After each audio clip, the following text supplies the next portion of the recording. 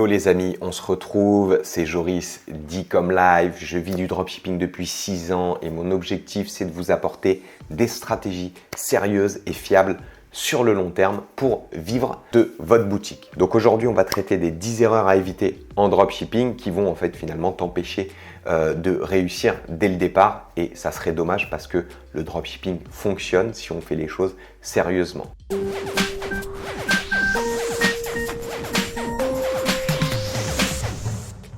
La première erreur, c'est de ne pas considérer le dropshipping comme un vrai business. Ça va être finalement ta vision de départ du dropshipping.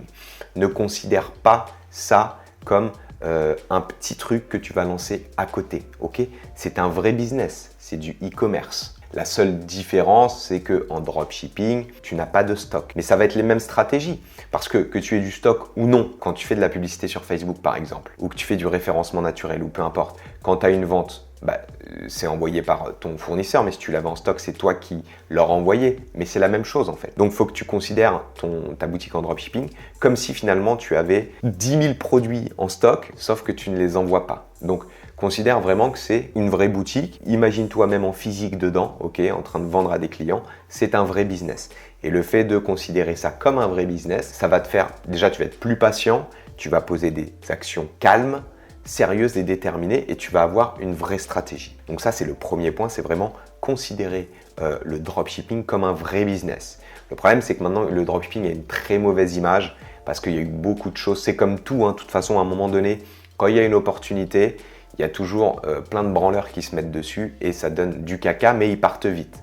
Donc ceux qui restent, c'est les plus sérieux, qu'on fait des stratégies stables, des vraies stratégies de e-commerçants, que ce soit avec la publicité Facebook ou autre, mais ça implique d'avoir un système sur plusieurs niveaux pour s'assurer une pérennité. Si tu restes que sur la publicité Facebook, au bout d'un moment, ça va s'essouffler, tu ne feras pas de marge, tu vas payer des taxes, des machins, mais il n'y aura rien qui va rentrer dans ta poche.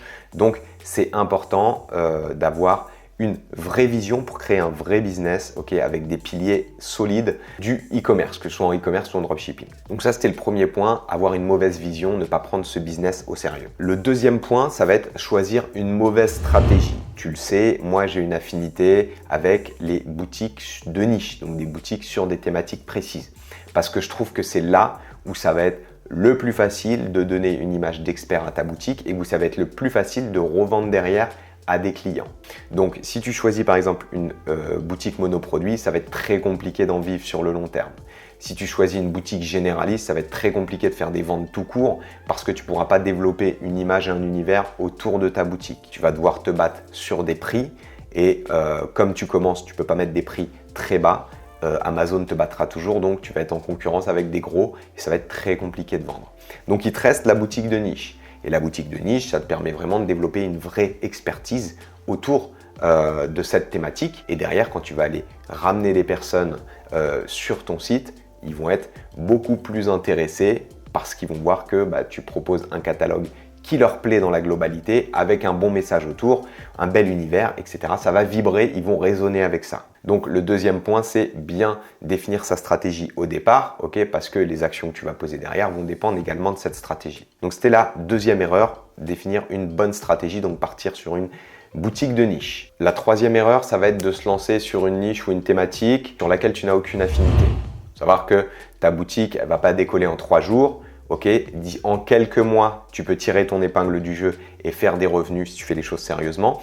Mais il va falloir que tu crées régulièrement, voire tous les jours, du contenu sur ta boutique, que ce soit des articles de blog ou simplement rajouter un catalogue produit, traiter les images, faire un copywriting sur tes fiches produits, etc.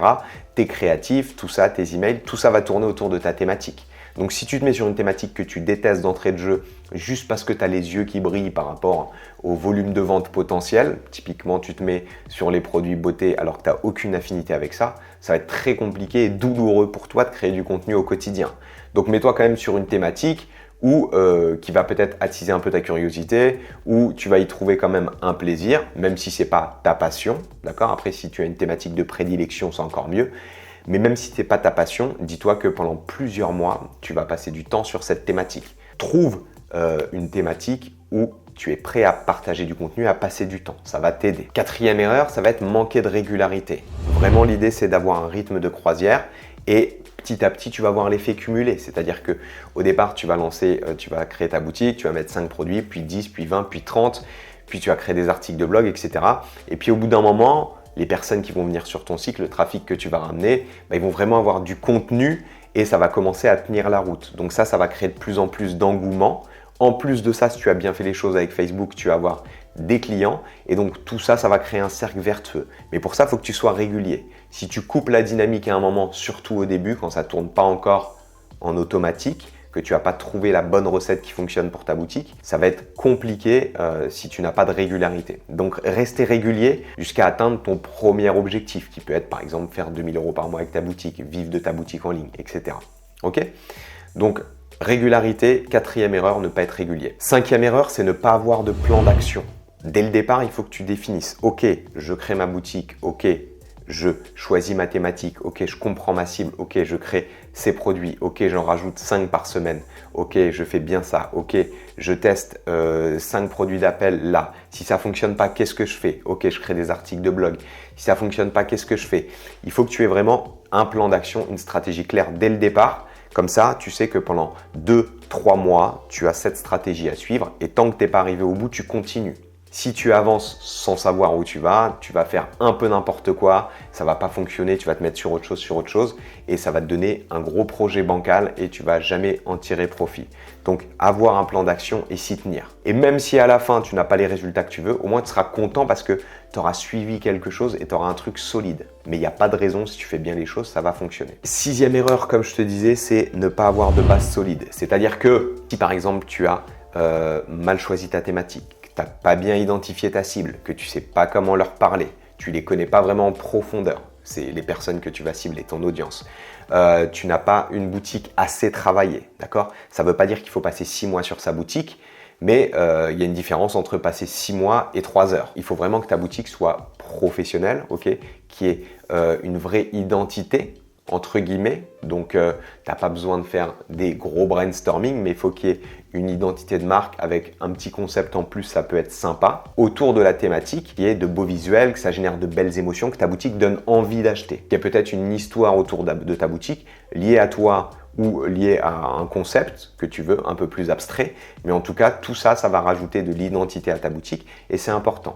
Par la suite, tu vas rajouter tes produits, tu vas faire un copywriting adapté par rapport à ta cible, etc. Et seulement une fois que tu as tes bases solides, tu vas pouvoir envoyer de la publicité.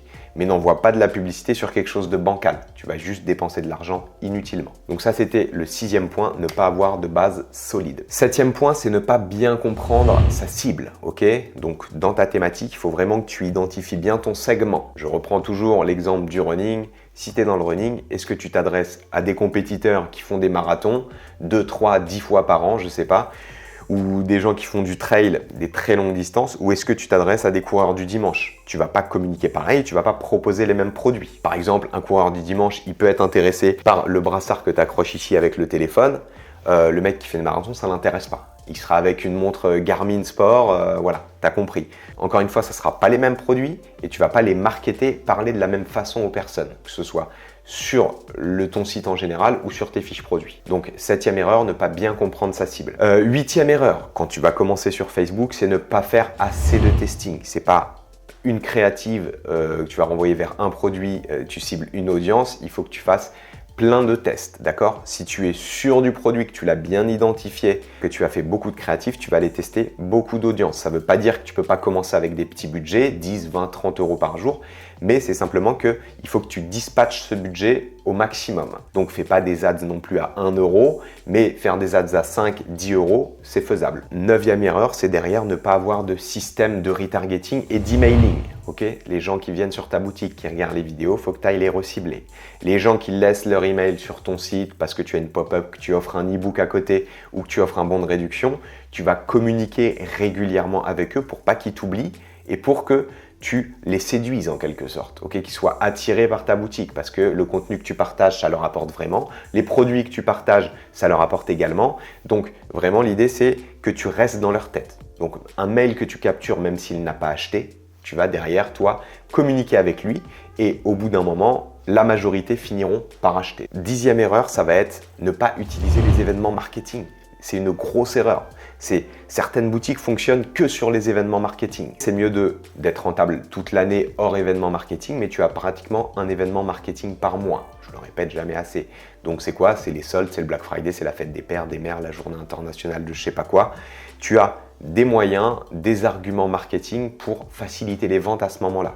Pour les soldes, par exemple, si tu as récupéré des emails, les gens dans cette thématique, ils pratiquent régulièrement la passion ou la pratique sportive sur laquelle tu t'es mis, ok, la thématique. Donc, pendant les soldes, naturellement, ils vont penser à dépenser de l'argent dans leur passion. Donc, si toi, tu es là au bon moment et que tu envoies des mails et qu'ils ne t'ont pas oublié, ils vont te donner de l'argent, ils vont acheter des produits. Donc, à ce moment-là, tu vas venir rentabiliser également tout ton travail. Si tu faisais des petites marges avant les événements, dès qu'il y a un événement, tu vas venir récupérer ton dû en quelque sorte. Donc ça, c'est la 10e erreur vraiment, c'est ne pas utiliser les événements marketing pour faire son beurre. Si tu évites ces 10 erreurs, déjà, crois-moi, tu vas maximiser tes chances d'arriver à de bons résultats avec ta boutique en ligne. Si tu veux aller plus loin, il y a mon e-book dans la description et il y a également un challenge de 7 jours où je t'envoie une vidéo par jour de formation à 7 h du matin pour t'aider à faire tes premières ventes d'ici 30 jours. Ok? Donc c'est gratuit, inscris-toi, c'est dans la description.